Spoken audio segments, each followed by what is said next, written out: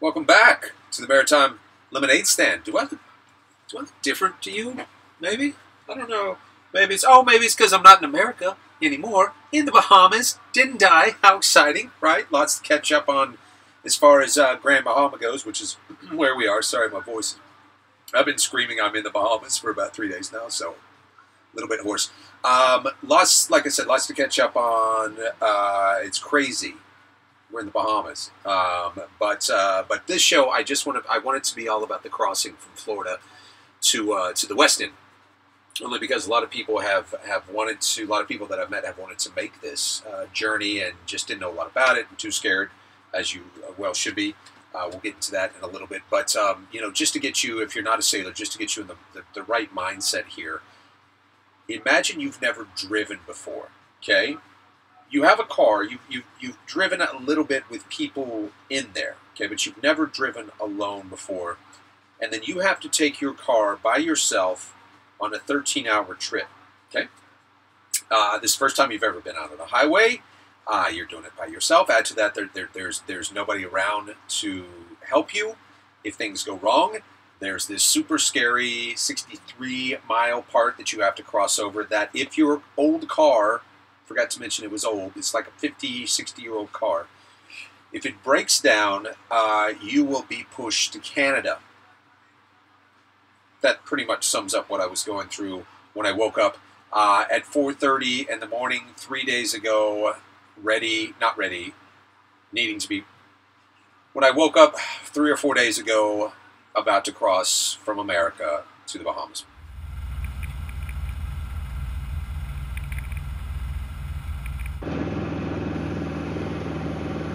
6 a.m. May 31st. Here we go. Oh, I'm scared. I set Odyssey southeast, which is weird because if you look at the map, it's directly east. But I set her southeast, pretty deep into the southeast because of the Gulf Stream, and that's something that we'll get into in a little bit. But I turned the auto tiller on, got into such deep water that my depth sounder stopped reading. I hate that thing, by the way, because like if you look at it from a different angle, it looks like death. They give you a number, which is, anyway, it messes with your head. And then I just kind of sat there. I wish it could be a little bit more exciting visually for you, some like old man in the sea shit, but I was kind of able to hang out, just went down below, made a snack, which was nice. Snacks are big. I had myself a little tuna, I think, and cucumber. Got to hang out on deck, just kind of hanging out there up against the mast, and all that was nice, but to have so much time on my hands also allowed me to freak myself out as to what was going on. The depth of the ocean, like I said, the motor was old, the boat was old, I was new, this was off season, there weren't any. I saw 2 boats off in the distance. One was a cruise ship, and the other one was like a skiff going, so I didn't have a lot of boat neighbors in case something went terribly wrong. Also, I didn't tell anybody really that I was leaving because I didn't want word to get back to mom. So it was beyond scary, beyond terrifying, beyond frightening. But it was a good scary, if that makes sense. And it was a really weird thing to be that petrified while at the same time knowing that you're exactly where you're supposed to be. There's no land in sight. Scary.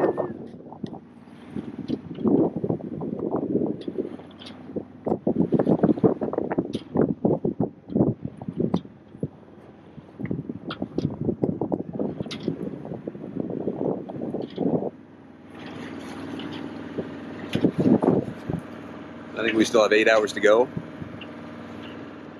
Have a little Imodium AD for lunch, because I'm shitting myself. It's pretty, though.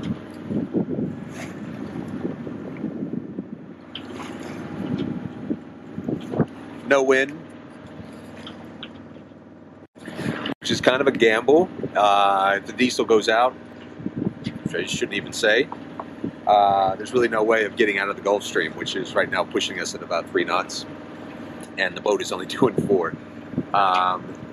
But on the flip side, it's gorgeous.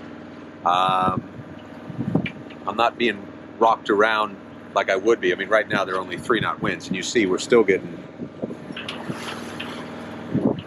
pushed around, but it's beautiful. It's just blue everywhere. I like it. By America. Next stop, Bahamas, I hope, or Nova Scotia, if things go awry.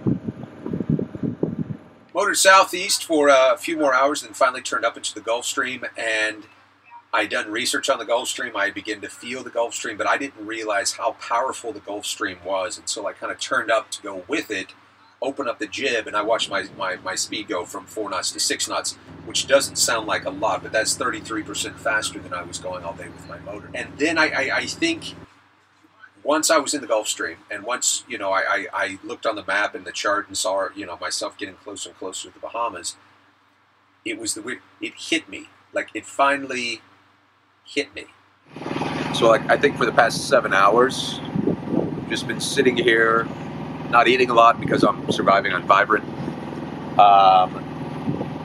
And I'm just surrounded by ocean, and there's nobody here, and there's no land, and sucks that the motor's on, but hey, that was my choice. And, you know, it's 80% terror and about 20% euphoria. You know, you just look out and you just, you have to say, you know, how many men have had this opportunity? You know, how many people have been in this place that I'm at right now, in my boat, in the middle of the ocean, like smack dab between Florida and the Bahamas, and I just looked at it, freaked me out.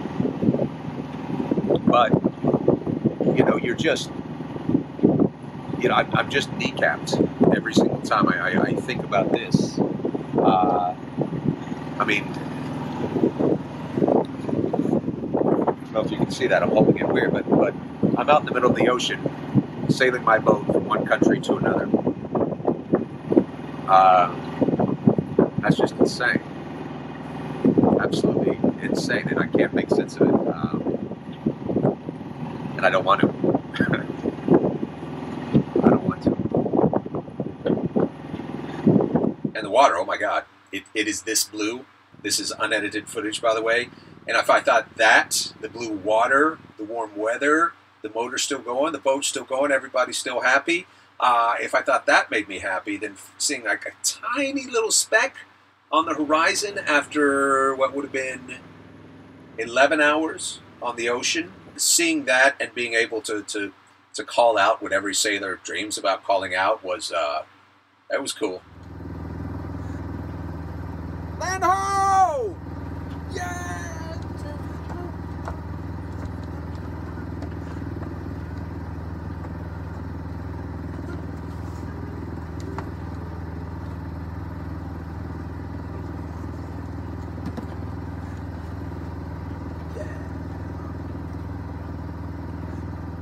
Dance party.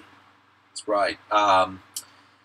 So yeah, saw land, which was amazing. I mean, that will go down as one of the highlights of my life. Even though, you know, if you look at it on a map, it's only 60-something miles, maybe even less, depending on where you leave from. That's nothing. But crossing that water alone by yourself in a boat, that, you know, and then finally seeing land was that's always going to be a highlight of my life that I'm going to look back on. So anyway, so a new adventure began. Now it's like getting into the Bahamas, getting into the West End. So, you know, I threw well, first I threw the yellow quarantine flag up, which you always have to throw up when you go to a place, and threw out the fenders, which are little bumpers that go along the boats. Threw out the lines, got all those ready. Got my passport, my documents ready for customs at the West End. And pulled in right as the sun was going down. The little customs office was closed, so I just walked around the island, finally ate some solid food, had a big cigar, and just kind of sat there, laid there in this hammock underneath the palm trees, and just kind of allowed it to soak in, and allowed myself to allow it to soak in. Because, again, I was on guard all day. You know, you want to be happy and ecstatic about stuff, but there is so much stuff to mess with your head. You know, you never want to kind of let that guard down, so I was finally able to just, you know, which was great. And here's something cool. I'm officially a captain. I took my boat from one country to another. Makes me a captain. 13 and a half hours at the helm in total, and nothing went wrong. And I was now on a tropical island with palm trees, and it was great. Like, I cannot put into words how great that was. Obviously slept like a rock, woke up the next morning. You see Odyssey there, looking happy in her new water right there next to the customs office. And yeah, took down the quarantine flag, put up the Bahamian flag, and that's we'll motor down here, and I'll catch you up on that in a little bit. I'm all over the place. I'm sorry, it's the Bahamas. More soon. Lots. It's pretty. Whatever. Bye.